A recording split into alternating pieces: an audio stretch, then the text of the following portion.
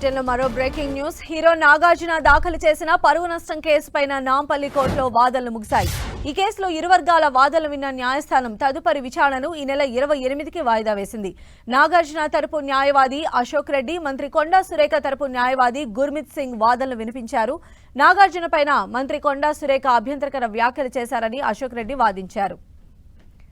మరిన్ని అప్డేట్స్ మా ప్రతినిధి సునీల్ మనకు అందిస్తారు. సునీల్, మంత్రి కొండా సురేఖ చేసిన వ్యాఖ్యలను సవాల్ చేస్తూ ఇప్పటికే హీరో నాగార్జునతో పాటు మాజీ మంత్రి కేటీఆర్ కూడా ఇప్పటికే నాంపల్లి స్పెషల్ కోర్టులో క్రిమినల్ దావా పిటిషన్ దాఖలు చేశారు. ఈరోజు నాగార్జున దాఖలు చేసిన పిటిషన్పై నాంపల్లి స్పెషల్ కోర్టు విచారణ చేపట్టింది.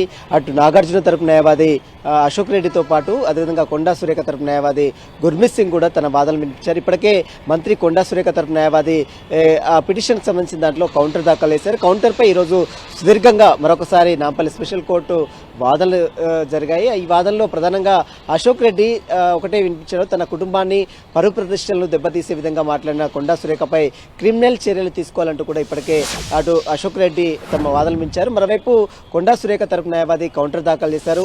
అయితే ఉద్దేశపూర్వకంగా ఎక్కడ కూడా మంత్రి కొండా సురేఖ మాట్లాడలేదు. కేటీఆర్ వలన కొంతమంది మహిళలు ఇబ్బందులు పడ్డారు, ఆ ఉద్దేశంగానే ఆమె మాట్లాడింది తప్ప ఎక్కడ కూడా తనను కించపరిచే విధంగా ఎక్కడ కూడా అటు సమంత విషయంలో కొండా సురేఖ వ్యాఖ్యలు చేయలేదంటూ కూడా ఈరోజు అటు కొండా సురేఖ తరపు న్యాయవాది గుర్మిత్ సింగ్ తన వాదనలు వినిపించాడు. అసలు ఈ పిటిషన్కి అర్హత లేదు, ఇప్పటికే ఆమె సోషల్ మీడియా వేదిక ద్వారా తమకు సారీ కూడా చెప్పింది, క్షమాపణలు కూడా కోరింది. కాబట్టి ఈ పిటిషన్ అర్హత లేదు కాబట్టి అంటే ఈ పిటిషన్ని కొట్టివేసే విధంగా కోర్టు ఆదేశాలు జారీ చేయాలంటూ కూడా కోర్టుకు అటు కొండా సురేఖ తరపు న్యాయవాది గుర్మిత్ సింగ్ కోర్టు దృష్టికి తీసుకురావడం జరిగింది. ఇరు వాదనలు విన్నట్టు కోర్టు ఈ నెల 28కి మరొకసారి ఈ పిటిషన్పై వాదనలు వింటుంది. మరోవైపు ఇదే కేసులో మాజీ మంత్రి కేటీఆర్ దాఖలు చేసినటువంటి సివిల్ సూట్లో అంటే సిటీ సివిల్ కోర్టులో దాఖలు చేసిన సివిల్ సూట్ పిటిషన్ని డిసెంబర్ 13కు వాయిదా వేసింది. 100 కోట్ల పరువు నష్ట దావా ఇప్పటికే కేటీఆర్ దాఖలు చేశారు. ఆ కేసులో ఈరోజు వాదనలు విన్నటువంటి కోర్టు ఈ పిటిషన్ని డిసెంబర్ 13కు వాయిదా వేసింది. రెండు పిటిషన్లకు సంబంధించిన దాంట్లో